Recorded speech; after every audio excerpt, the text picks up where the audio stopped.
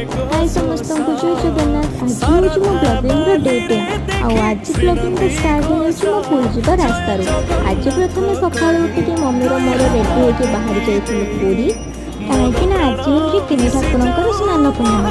ତ ମମିର ମୋର ବାହାରି ଯାଇଥିଲୁ ତିନି ଠାକୁରଙ୍କୁ ଦେଖା କରିବା ପାଇଁ।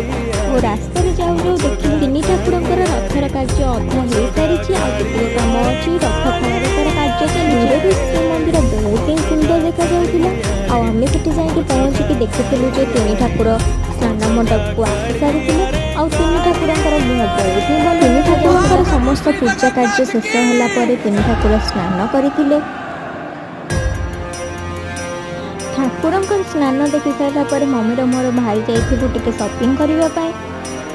ସପିଂ କରିକି ଆମେ ଫେରି ଯାଇଥିଲୁ ଘରକୁ ଫେରିଲା ବେଳକୁ ପୁରା ରାତି ହେଇଯାଇଥିଲା ଆଉ ବହୁତ ହିଁ ଟାୟାର୍ଡ ଲାଗୁଥିଲା। ଟାଟା ଏତିକିରେ ରହୁଛି, ଦେଖା ହେବ ଏକ ନେକ୍ସଟ ବ୍ଲଗ୍ରେ।